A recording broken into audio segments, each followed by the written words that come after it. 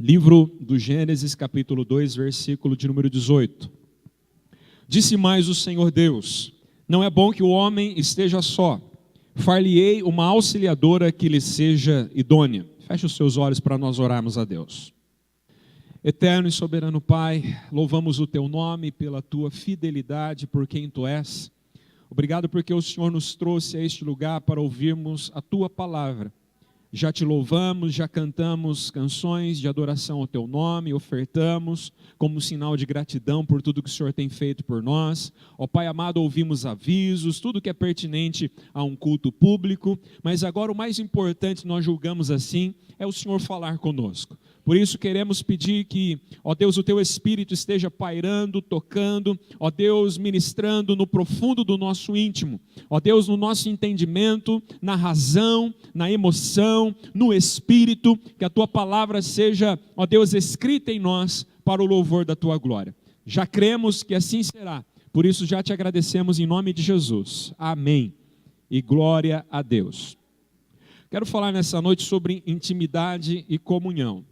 No culto de ceia passado, Deus nos deu uma palavra muito forte e algo ficou muito latente no meu coração, na minha mente, que é que nós precisamos ser odres novos para que Deus possa derramar do seu vinho novo e esse vinho novo permaneça.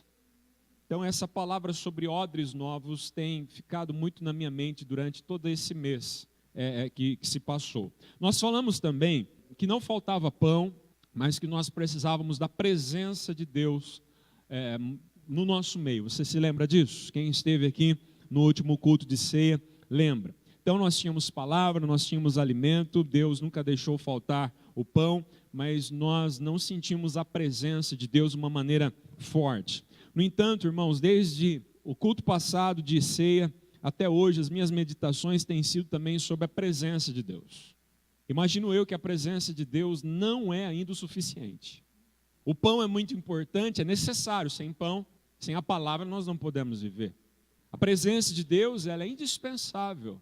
Nós precisamos da presença do Senhor sobre as nossas vidas. Mas nós precisamos muito mais ainda das consequências que a presença de Deus traz na nossa vida. A presença de Deus por si só no nosso meio, ela é gloriosa, mas dentro de nós algo precisa acontecer, uma transformação precisa ocorrer.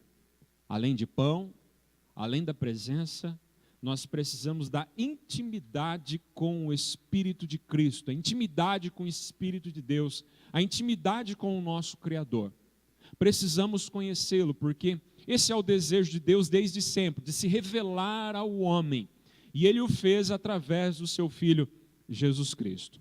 Então ter pão, maravilha, ter presença, louvado seja Deus por isso, mas precisamos da intimidade, nós precisamos desfrutar da comunhão profunda e verdadeira com o nosso Deus. A presença de alguém ao meu lado, de alguém ao seu lado, não significa que a gente não está só. Ter pessoas ao nosso redor não significa que a gente tem companhia. Existem muitas situações na nossa vida em que nós estamos em meio a uma multidão e nós nos sentimos isolados, sozinhos, porque nos falta intimidade com pessoas. Quantos casais que já viveram tanto tempo debaixo do mesmo teto, mas o tempo passou, o relacionamento não se aprofundou em conhecimento um do outro, de ajuda mútua, de companheirismo, de cumplicidade. Esse casamento chegou a perder a razão de ser. Eram dois estranhos convivendo debaixo do mesmo teto, dividindo a mesma cama, fazendo as mesmas refeições, estando muito próximos uns dos outros, um do outro. Mas parecia que emocionalmente estavam a quilômetros de distância um do outro. Porque desfrutavam da presença um do outro, mas não tinham intimidade, não tinham comunhão. Não partilhavam das mesmas coisas, das mesmas ideias, de algo mais profundo do que simplesmente estar junto. Estarmos aqui neste culto, nessa noite, neste lugar, não significa que nós temos intimidade uns com os outros. Nós estamos em meio a muitos irmãos aqui, e talvez há algum tempo já, mas podemos sair daqui e não levar nada do irmão, e o irmão não levar nada de nós. Porque a intimidade, ela faz com que nós deixemos pedaços da nossa vida no outro, o outro deixe pedaços da vida dele no nosso, ou seja, há umas marcas que ficam um no outro quando se relacionam. Mas nós, seres humanos, temos medo de comunhão profunda, de intimidade profunda, porque nós não queremos revelar muitas das vezes o que há no nosso coração, nós temos medo até mesmo de nós sabermos o que há no profundo do nosso coração. Mas se nós não abrirmos a nossa vida, não pode haver cura. Se nós não nos abrirmos à comunhão, não pode haver cura para o nosso coração, para as nossas emoções. E a maioria das feridas e das chagas que há na nossa alma surgiram exatamente de relacionamentos que não foram bem-sucedidos, que talvez foram construídos sem entendimento, com pessoas que talvez não deveríamos ter aberto o coração, e aí as feridas foram formadas. Precisamos, além da presença, de comunhão. Intimidade não é algo que é fabricado por pessoas, nós não podemos fazer isso. Nós não podemos reunir pessoas como num lugar como esse e gerarmos aqui comunhão, gerarmos aqui intimidade. Não, irmão, porque você está do meu lado, então vamos aqui fabricar comunhão e intimidade. Isso não existe. Quem gera, quem fabrica todas essas coisas é o Espírito Santo de Deus que nos liga uns aos outros. É o Espírito Santo que nos liga uns aos outros e nos liga ao próprio Criador, ao próprio Deus. Então nós não podemos fabricar. Mas o outro extremo também é nós nos policiarmos a tal ponto de criarmos uma barreira impenetrável e não permitirmos que pessoas acessem a nossa vida, acessem o nosso coração. É um outro extremo. Então nós precisamos ser equilibrados. Amém, meus amados? Sabe por quê? Porque Deus nos criou para nós sermos seres relacionais, nós termos relação. Deus nos criou para vivermos em sociedade. Deus nos criou para termos ligação uns com os outros, para abençoarmos uns aos outros, para ajudarmos e sermos ajudados. Vamos ler aqui o que o Senhor, Ele disse, mais uma vez nesse texto de Gênesis capítulo 2, versículo 18. Vamos prestar atenção. Quem é que está dizendo aqui, irmãos? O Senhor Deus está dizendo aqui uma palavra. E o que Ele diz? Não é bom que o homem esteja só. Você sabe o que havia ao redor do homem? Imagine o jardim como que não era. Árvores frutíferas, flores, animais, leões, ursos. Pense. Se eu fosse dar nomes aqui, a lista vai ser muito grande. Mas imagine a variedade infinita de animais que estavam no paraíso, de árvores, um jardim belíssimo, o rio que fluía da presença do próprio Deus, Deus à tarde se relacionando com o homem, e o homem estava neste lugar, no meio de muitos seres vivos. Deus vinha à tarde se relacionar com o homem. Mas Deus, Ele olha para o homem, Deus, Ele diz, não é bom que o homem esteja só. E Ele continua dizendo o seguinte, far-lhe-ei uma auxiliadora que lhe seja idônea. Quem é que faria a auxiliadora idônea para o homem? Deus faria. Foi o homem que pediu?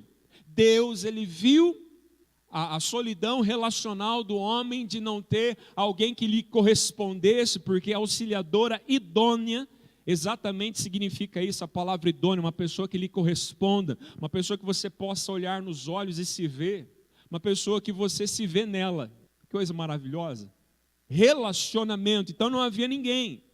Então essa correspondência para estar ao lado, frente a frente, não para ser simplesmente um capacho subalterno, a mulher foi criada, mas para estar frente do homem, ao lado do homem, para o corresponder e para o ajudar a fazer, a desenvolver algo em auxílio, junto com o homem, é o que a Bíblia nos dá essa ideia. Oferecer ajuda adequada.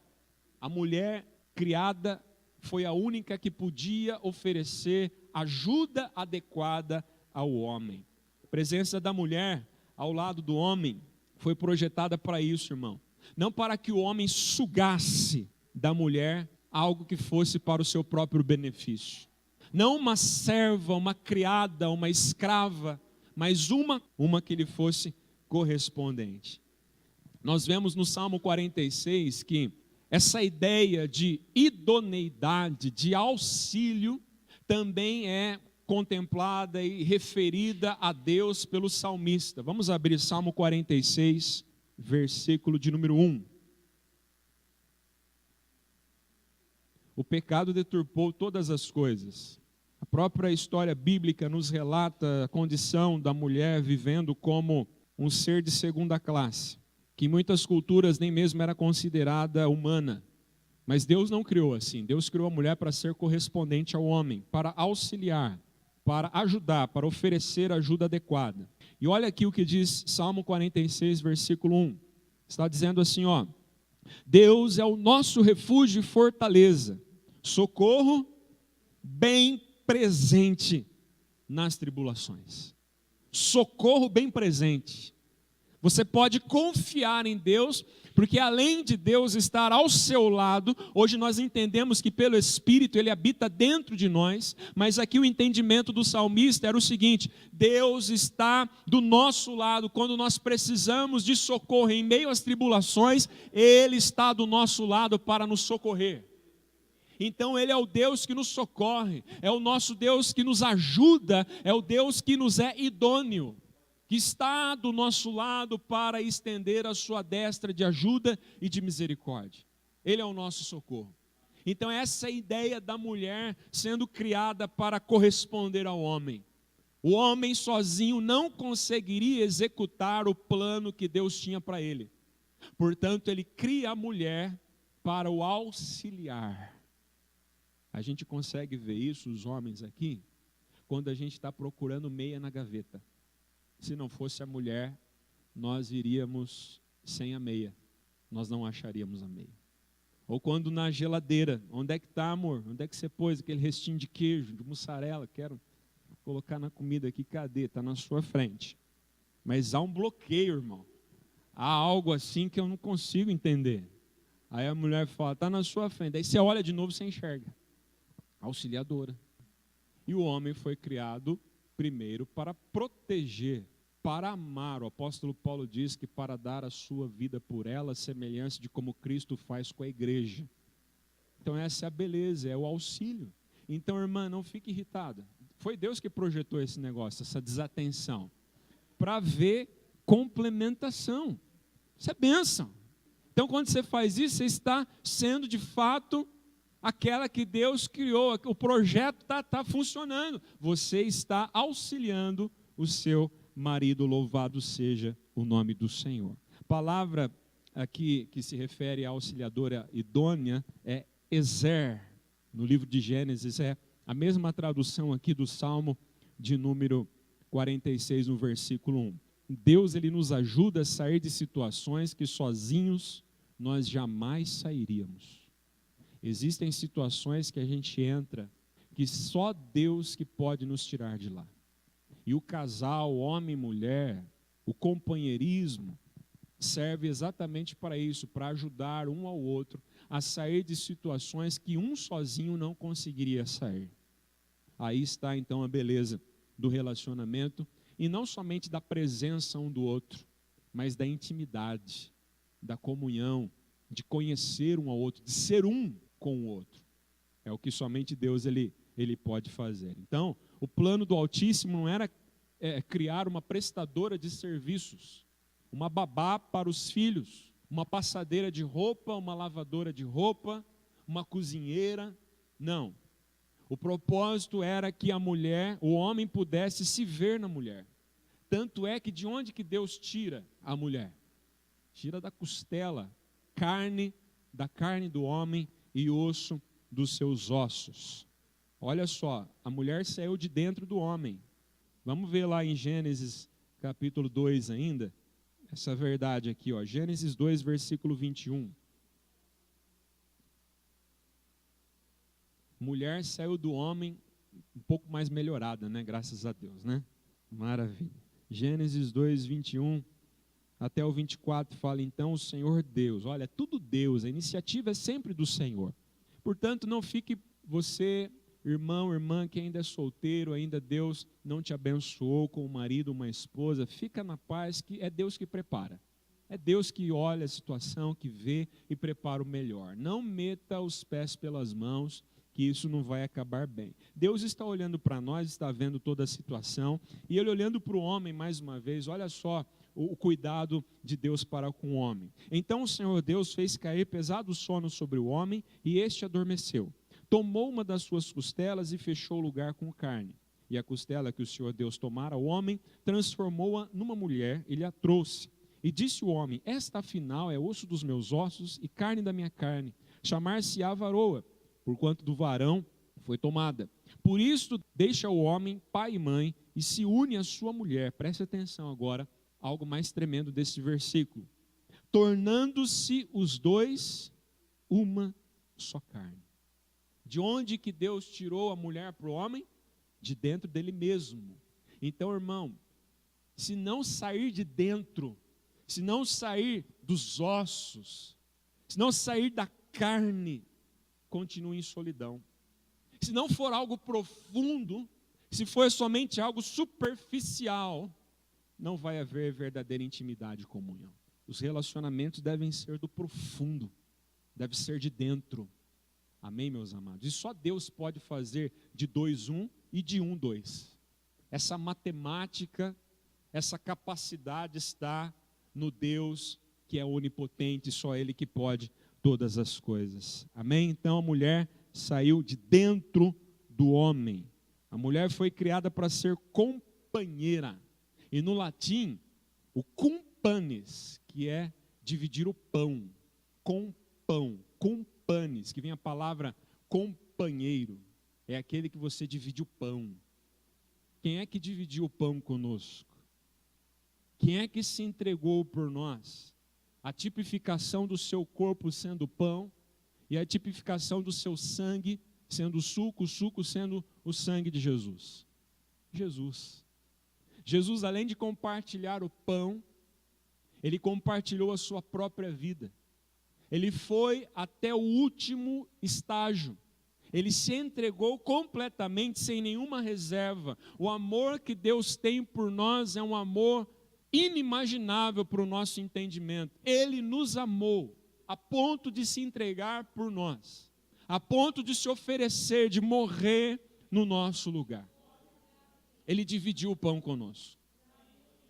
Deus, Ele não queria apenas ser a presença como era lá no deserto, na nuvem durante o dia, na coluna de fogo durante a noite, a presença de Deus conduzindo. Não, Deus não queria apenas isso, Deus queria mais. Deus queria vir habitar dentro do meu e do seu coração. Deus queria estar habitando no meio e entre e dentro do seu povo. Porque quando Deus habita dentro de nós, a nossa vida é transformada.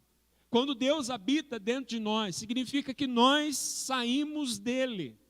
Quando Deus Ele tem liberdade de entrar dentro de nós pelo nosso convite, pelo poder do Espírito Santo, por obra miraculosa de Jesus, é porque nós saímos dele, é porque nós somos filhos dele.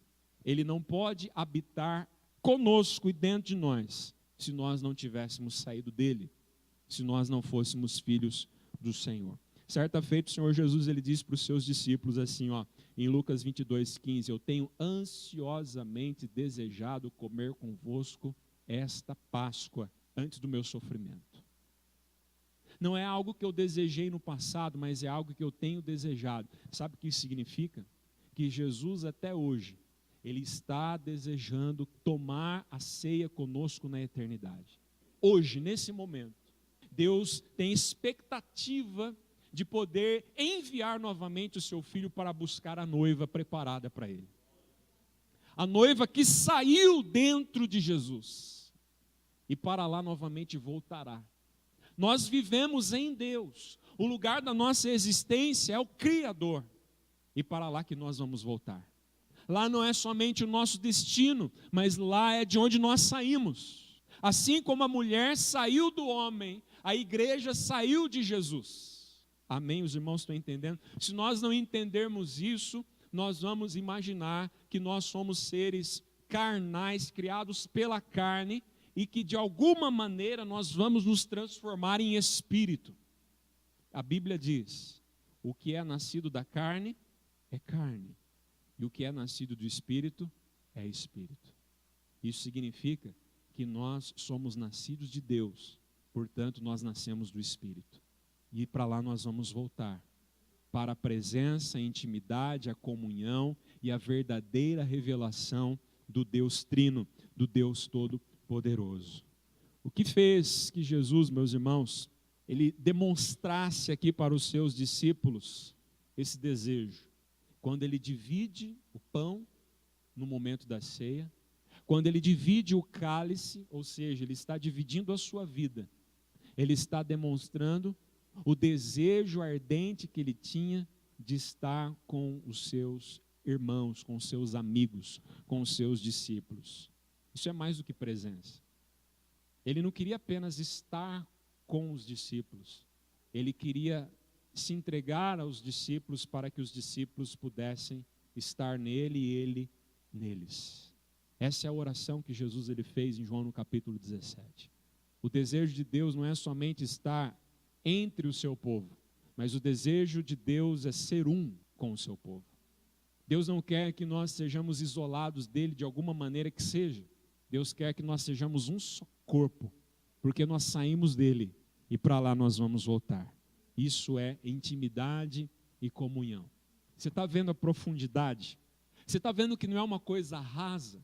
Você está vendo que nós congregamos aqui não é apenas um roteiro que nós fazemos, uma agenda que nós temos, é algo que nós temos que fazer pelo menos uma vez por semana. Não, vamos lá, sem muito compromisso mesmo, sem muito relacionamento, envolvimento. Não é assim. Eu entendo igreja assim, tem que se reunir, tem que estar junto. É muito mais do que isso. É muito mais da presença, é intimidade, é comunhão, é aprofundar, é entregar a vida um para o outro, como Cristo fez pela sua igreja. Irmãos, não se esqueça que Eva saiu da carne, Eva saiu dos ossos de Adão, para ser o quê? Para ser uma correspondente, uma auxiliadora idônea. E Jesus espera que a igreja corresponda a Ele. Jesus veio mostrar o caminho, Ele veio para que nós seguíssemos os seus passos, para que nós fôssemos exatamente iguais a Ele. Na terra hoje nós somos o Cristo, nós somos os Cristos, os pequenos Cristos, os cristãos que vão revelar o amor de Deus. Se nós estivermos intimamente ligados com o Senhor, e intimamente ligados uns com os outros, a Bíblia diz que aí então o mundo verá, o mundo reconhecerá que nós somos enviados por Ele e Ele foi enviado por Deus. Então comer a carne e beber o sangue, Jesus ele disse essa verdade: se você não comer a minha carne nem beber do meu sangue, você não tem vida eterna. Vamos ver em João capítulo 6, versículo 53. Você está vendo, irmão, não é só andar junto, não é só dar risada das piadas, dividir os momentos bons, mas é chorar nos momentos que devemos chorar, nos alegrar nos momentos de alegria, compartilhar, viver a intimidade, corresponder. Olha só o que diz, Evangelho de João capítulo 6, versículo 53, fala assim, ó: respondeu-lhes Jesus: em verdade vos digo, se não comerdes a carne do Filho do Homem, e não beberdes o seu sangue, não tendes vida em vós mesmos. Quem comer a minha carne e beber o meu sangue, tem a vida eterna, e eu o ressuscitarei no último dia. Pois a minha carne é verdadeira comida, e o meu sangue é verdadeira bebida. Quem comer a minha carne e beber o meu sangue, permanece em mim, e eu nele. Assim como o Pai que vive me enviou, igualmente eu vivo pelo Pai. Também quem de mim se alimenta, por mim viverá. O que significa comer da carne de Jesus e beber do sangue de Jesus? Significa, meus irmãos, a necessidade que nós temos de estar em permanente comunhão com Ele. Quantas vezes você se alimenta por dia? Nós nos alimentamos no mínimo 3 das refeições principais, que são 3. 3 refeições por dia. Para manter o que, irmão? Para manter a nossa vida, para manter a nossa saúde. Nós precisamos nos alimentar. Não é uma vez só que a gente se alimenta. Me alimentei uma vez de Jesus, agora só quando Ele voltar novamente. Não, é constante. E não é somente o simbolismo que traz a mesa para nós de comer uma vez por mês um pedacinho de pão e tomar um golinho de suco de uva. Não é isso que Jesus está falando. E não também literalmente para comer a sua carne, ser canibal, fazer isso, não. Mas é comungar com Jesus todos os dias. É se relacionar com Jesus todos os dias. É ter intimidade com Jesus todos os dias, que não pode ser terceirizada. Você não pode terceirizar a sua comunhão com Deus para o pastor, para um intermediário, porque o único intermediário entre eu e Deus é o Cristo homem. Todos nós temos livre acesso a Deus através de Jesus. Então todos os dias eu preciso comer da carne, beber do seu sangue, ou seja, entender que isso custa, entender que isso não é barato, entender que não é simplesmente um relacionamento qualquer. Não é dizer, Jesus, bom dia, hein? Valeu aí pela noite, tranquilo. Daqui a pouco, na hora do almoço, a gente se vê de novo, porque eu vou orar para agradecer pela comida. Valeu, hein? Até mais. Vou viver a minha vida agora, o Senhor me aguarda aí. Daí chega na hora do almoço, ora, agradece, volta a ter com Jesus.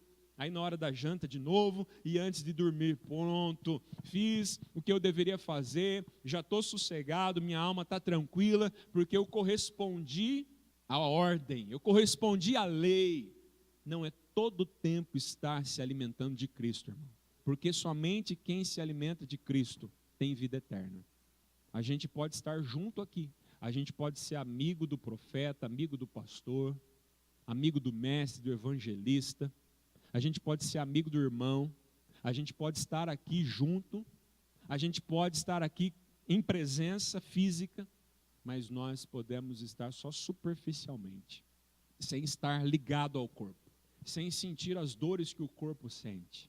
Se alguém beliscar a sua perna, todo o corpo vai sentir, não é assim? Significa que há uma ligação entre todos os membros do corpo, os neurônios, o sistema nervoso, nós sentimos porque há uma ligação. Então é isso que nós precisamos permitir o Espírito Santo que quer fazer, que Ele faça. A unidade da fé, a Bíblia diz, e a unidade do Espírito. A unidade da fé ainda nós não desfrutamos, mas nós desfrutamos da unidade do Espírito. Ele já nos uniu com todos os irmãos ao redor do mundo por causa do nome de Jesus Cristo. Amém? Então comer a carne, beber o sangue, é ter comunhão diária, todo o tempo, sem cessar, é obedecer a palavra de Deus, é permitir a chama acesa continuar assim, se relacionar com Cristo em todo o tempo. Amém, irmãos? Não somente ter Jesus em mente ou na memória, uma lembrança vaga de Jesus, esperando um dia Ele voltar.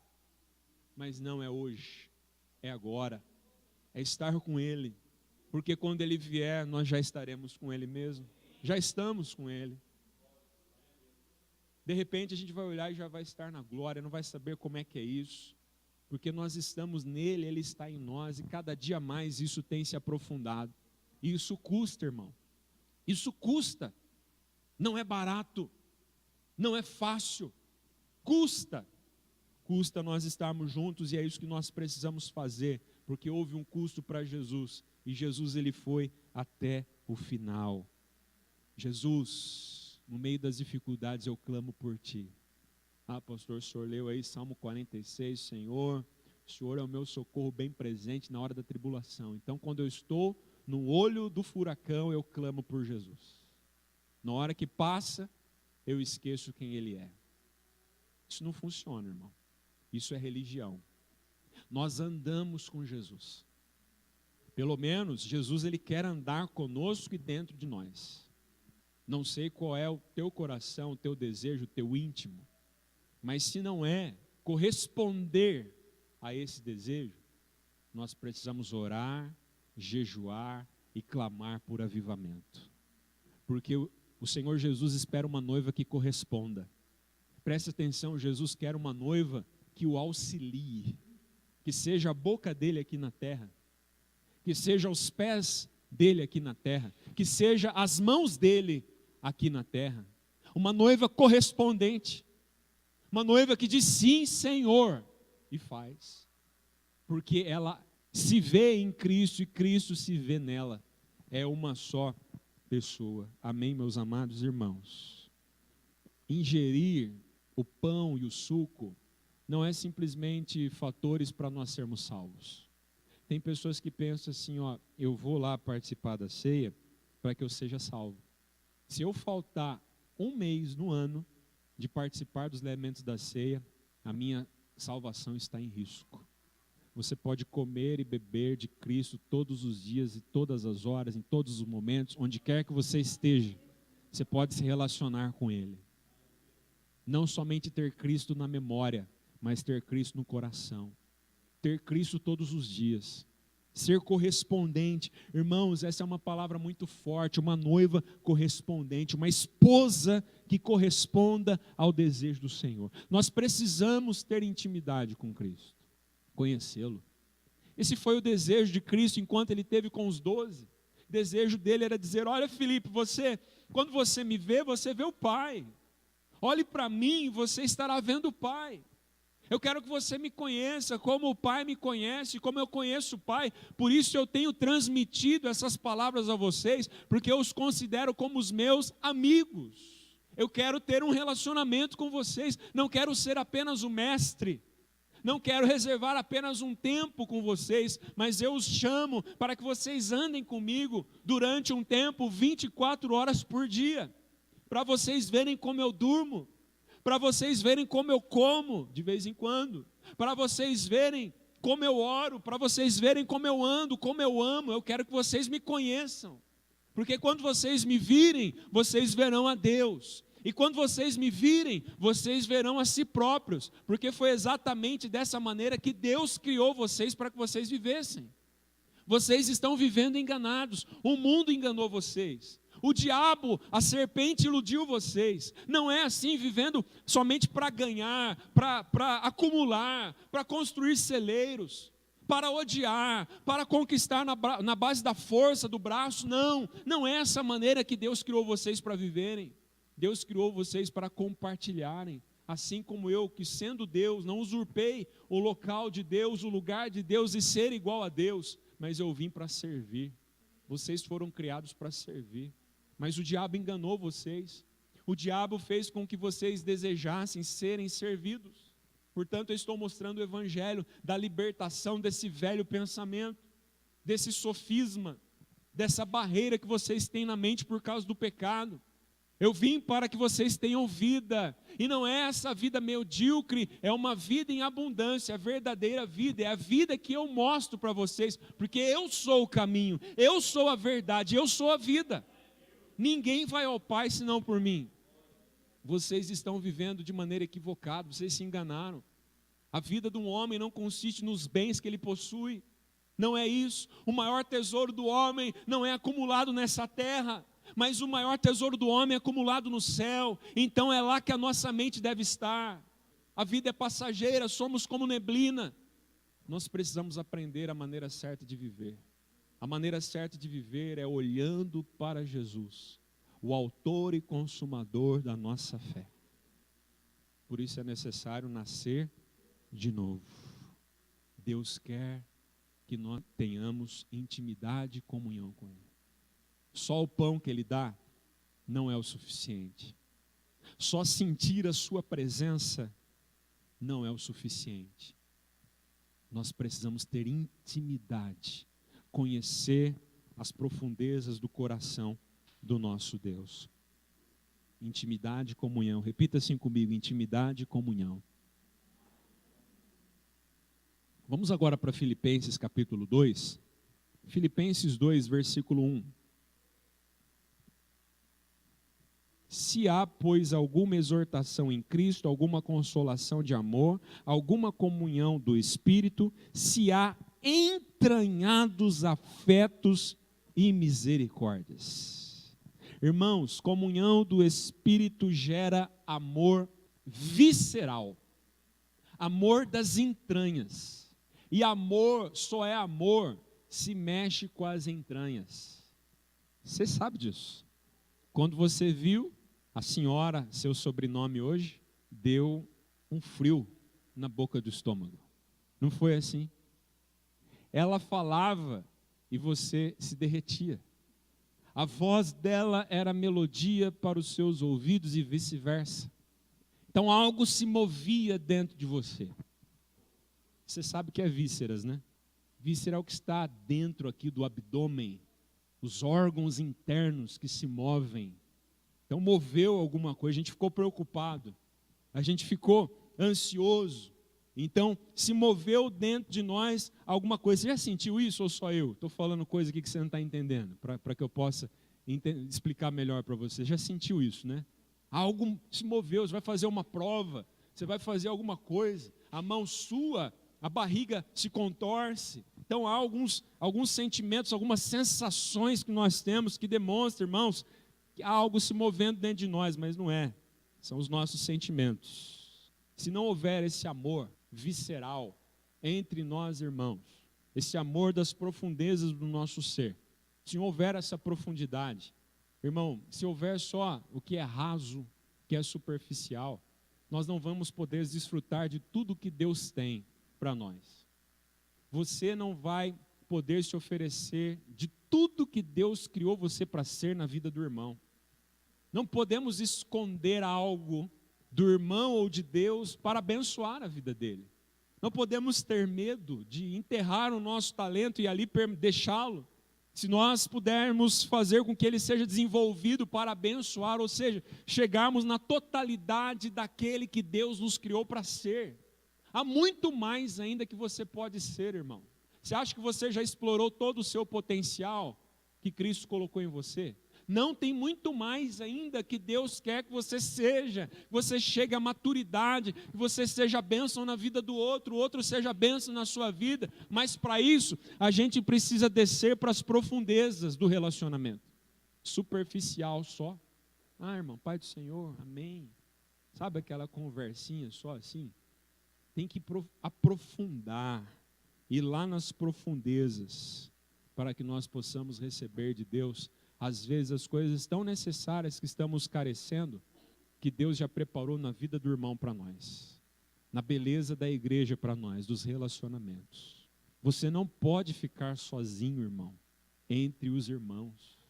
Que desperdício, irmão, que desperdício nosso, de nos sentirmos sozinhos, entristecidos, deprimidos, como quando também queremos nos alegrar, nos exultar, e não termos ninguém com quem compartilhar. Que desperdício, que coisa rasa, não pode ser assim.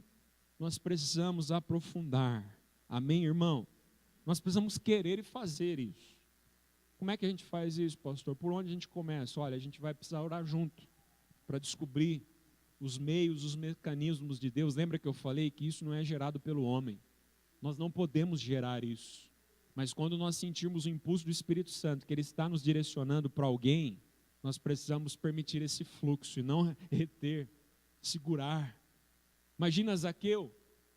Zaqueu, desce depressa, que hoje me convém ir lá para a sua casa. Pensou que se Zaqueu, Senhor, estou meio assim, olha Senhor, não repare a bagunça. Você já foi em casa de pessoa que fala isso para você? Misericórdia, irmão. Se você for na minha casa e reparar a bagunça, que o Senhor te repreenda, irmão. Se eu for na sua casa, não estou reparando bagunça nenhuma, eu quero desfrutar de comunhão com você. Se você reparar a bagunça, está bagunçado, tenho 2 filhas pequenas. Sabe quando o pastor chega assim de repente, supetão, só vê irmão arrumando, tirando short, jogando para lá, empurrando debaixo da cama? Não, irmão, fica na paz, eu não fui lá para reparar nada não, queridão. Eu não vou entrar no seu fogão, abrir a tampa da panela para ver o que tem lá. Fica tranquilo, queridão, fica na paz. E eu espero que você também não repare. Amém? Eu quero ter comunhão com você, queridão. Não repara a bagunça. Eu não sei o que é isso. Às vezes a irmã limpou a casa está um brinco. Acho que ela fala isso para você reparar, né? Que ela limpou. Não repara, tá bagunçado. Não, meu irmão, mas você passa o dedo assim, tá ó, limpinho. Fica na paz, querido. De vez em quando você vai sentar no sofá, tem um brinquedo. Aí você vai ver, é um brinquedo que tem lá. Tira o brinquedo, não tem problema. Amém? Mas voltando para cá, só para você descontrair um pouco, é esse tipo de relacionamento que a gente precisa ter e permitir quando Deus, Ele nos liga a pessoas. Amém, meus irmãos? Porque, olha, se a comunhão não for visceral, se não for profunda, o relacionamento vai ser frágil. Não vai ter entendimento. A gente vai olhar no olho do outro e não vai se ver. Aí quando você olha no olho do outro e não se vê, o que acontece? Cada um para um lado. Não está correspondente. Mas por que não está correspondente? Porque não foi aprofundado. Então sabe aquele negócio? Relacionamento raso, separação. Relacionamento raso, separação. Você está entendendo o que eu estou falando? Você está entendendo a juventude, a adolescência hoje, em muitas partes do mundo? As pessoas saem para a balada e ficam com 10, 15 meninos ou meninas. É um relacionamento bem superficial, não tem a profundidade. E quando o coração se apega, quando um deixa o outro, aí acontece até homicídio, porque não está disposto a perder. Ou seja, não é um auxiliador idôneo ou uma auxiliadora idônea que se pretende, mas é alguém para satisfazer os meus desejos. É um prestador de serviço sexual, prestador de serviço emocional. E quando se presta ao serviço, acaba o relacionamento. Chegou onde eu queria, não quero mais. Não há profundidade. E aí se parte para um outro relacionamento e assim se perpetua essas questões. Vai até o final, irmão, com aqueles que Deus colocou no seu caminho, na sua vida. Para olhar nos olhos, para se enxergar, para aprofundar o relacionamento. Casamento é isso. Quantos maridos aqui já conhecem a sua esposa plenamente? Já conhece a esposa? Tudo? Já conhece? Ela não te surpreende mais? Esposas, quantos conhecem o marido aqui? Totalmente. Não, a gente está conhecendo. E essa é a beleza. Eu ouvi falar de um pastor com 83 anos, que ele falava que ele olhava para a esposa dele também ainda viva, e o coração dele se derretia. Mas se não é a mulher mais bonita do mundo, que gata é essa? Ainda mantendo acesa a paixão. É isso que nós precisamos fazer com Jesus. Desejar Jesus. Quantos de nós desejávamos Jesus, irmãos? E hoje, esse desejo está bem fraco, quase inexistente. A chama se apagou, o desejo foi embora. É o que a Bíblia nos chama da necessidade de voltar ao primeiro amor. Nós precisamos desejar o nosso amado.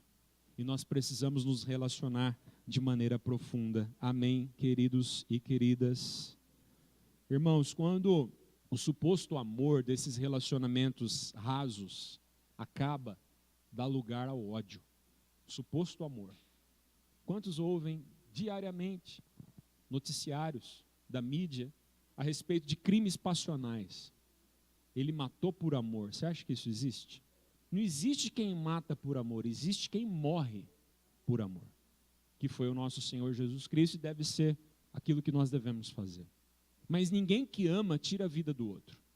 Isso revela egoísmo, isso revela um relacionamento raso, sem raiz, fazendo do outro não um auxiliador ou uma auxiliadora, mas fazendo do outro um objeto.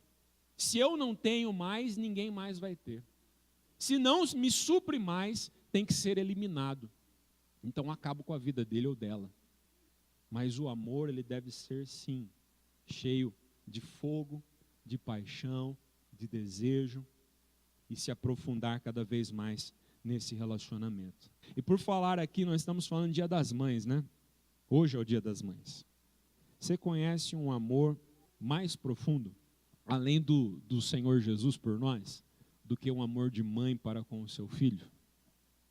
Um amor que demonstra, não apenas um amor de boca, de palavra, de língua, mas um amor sacrificial que demonstra, de fato, que nos ama, servindo, abençoando, estendendo a mão, levantando quando estamos caídos, sendo sempre a conselheira, sempre preparando aquele pratinho.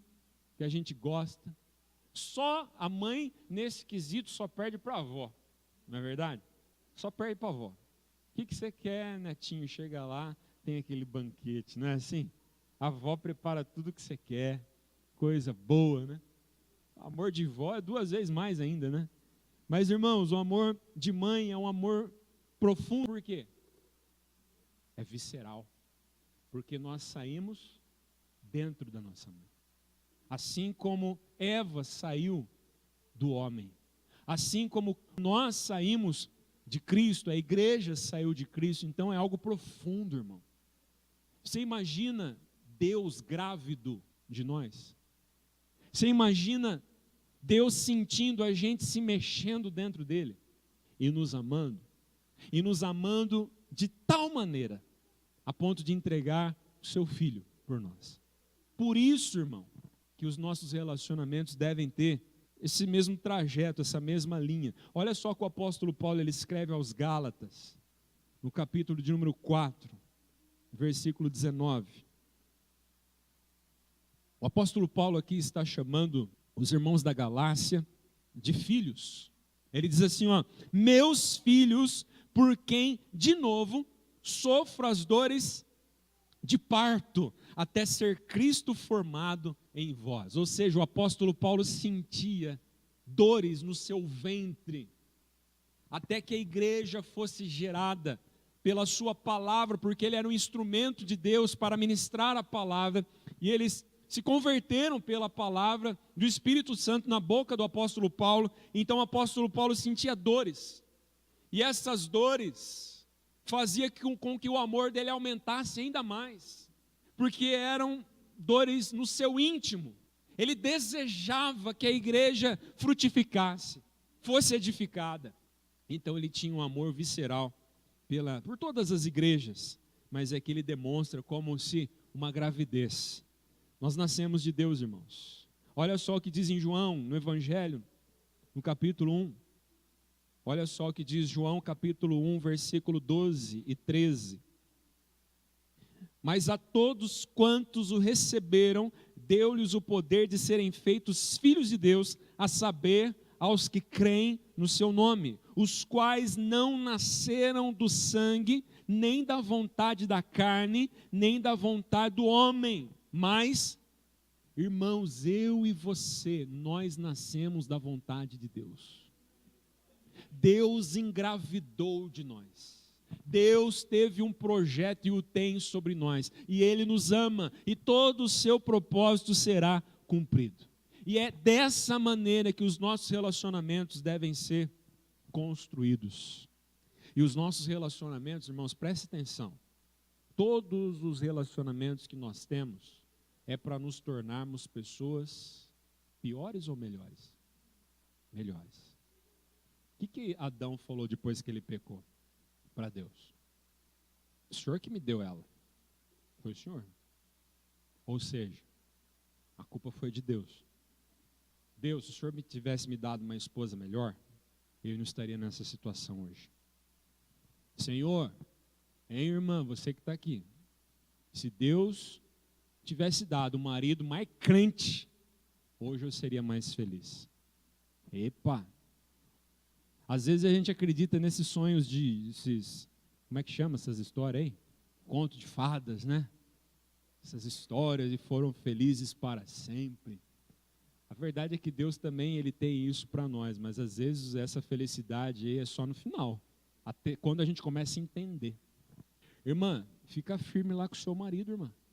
Irmão, fica firme lá com a sua esposa. Até que você possa se ver nela e ela possa se ver no marido. Quantos que muitas das vezes pensam, será que eu escolhi direito mesmo? Agora você escolheu, não tem mais jeito. Agora você ora a Deus, busca, seja crente e abençoe a vida deste ou dessa que você escolheu para viver contigo. E se Deus não transformar, pastor? Segura firme aí, porque se Deus não transformar, Deus vai te dar graça. Sabe através e como que Deus vai transformar, às vezes, um relacionamento que não está sendo equivalente? Através daquele que está reconhecendo que não está equivalente. Então aí há o sacrifício por amor do outro, mesmo que o outro não mereça. Porque, meu irmão, eu e você merecíamos? A Bíblia diz que Ele nos amou quando nós éramos ainda o quê? Pecadores. Pastor, eu não aguento mais, de vez em quando eu ouço isso. Pastor, eu não aguento mais, vou me separar porque não tem mais jeito. Lógico que tem. Morra. Morra em Cristo. E o seu testemunho, a sua morte, vai demonstrar para ele ou para ela. E Deus pode fazer a obra. Mas todo relacionamento, a gente precisa ter coerência, irmão, que a gente escolhe os nossos relacionamentos para nós sermos melhores. Deus não coloca relacionamentos na nossa vida para que a gente fique pior. Então vigie com quem você anda. Cuidado com quem você faz aliança. Porque depois que faz aliança, fica impossível de desfazer. Porque a aliança não pode ser desfeita. Então cuidado com quem você anda. Avalie isso. Durante essa semana, talvez, na sua vida, com quem que você tem andado? Essa pessoa com que você anda, essa pessoa com quem você tem um relacionamento, é uma pessoa que tem abençoado a sua vida, você tem abençoado a vida dela? Você tem crescido com esse relacionamento ou não? Como é que a gente sabe disso? Primeiro, essa pessoa, o que ela pensa sobre vida? O que ela pensa sobre casamento? O que ela pensa sobre Deus? Não, pastor, ela não pensa nada sobre Deus, de vez em quando ela toma uns. Então tome cuidado, irmão. A Bíblia fala, eu quero ler o último texto aqui para a gente encerrar, lá em Tiago 4,4, você conhece o texto. Fala assim, ó. Infiéis, não compreendeis que a amizade do mundo é inimiga de Deus? Aquele, pois, que quiser ser amigo do mundo, constitui-se inimigo de Deus. Escute, querido, escute aqui, preste atenção. O que Deus quer, o que nós também queremos, suponho eu, é ter um relacionamento com Deus, um relacionamento profundo de comunhão e intimidade. Significa que o mundo eu preciso abandonar. Porque se eu quero ser amigo de Deus, eu vou me constituir inimigo do mundo. Tem gente que quer ser amigo de Deus e continuar tendo relacionamentos que não estão contribuindo para o seu crescimento espiritual. Pelo contrário. Então nós precisamos escolher. Tiago está sendo mais claro aqui, impossível. Vamos escolher. Você quer ter relacionamento com Deus? Quer ter a presença de Deus? Como é que a presença de Deus vai se manifestar, irmão? Se nós chegamos num culto mundanos, se nós chegamos num culto como esse e nem oramos, se nós chegamos num culto como esse, acabamos de chegar do churrasquinho, da cervejada. Pastor, mas eu não bebi, eu não tomei, mas você estava junto. Tome cuidado com isso. Isso está te influenciando. Você sabe, meu irmão, que todo relacionamento que a gente tem nos influencia. Nós precisamos influenciar positivamente. Precisamos sim abençoar pessoas. Mas cuidado com quem você tem relacionamentos profundos. É um alerta que Deus nos faz. Nós não podemos querer relacionamento profundo com Deus, comunhão íntima com o Espírito Santo, se nós ainda somos amigos do mundo. Você está entendendo isso? É incoerente. Não vai funcionar. Nós precisamos escolher nos separar do mundo para estarmos no mundo e influenciando o mundo. Amizades íntimas profundas, relacionamento profundo é com semelhante seu. É com aquele que saiu de Deus, com aquele que saiu de Cristo. Amém, meus amados? Vamos orar? Vamos ter um tempo de reflexão aqui, de oração? Curva a sua cabeça aí no seu lugar.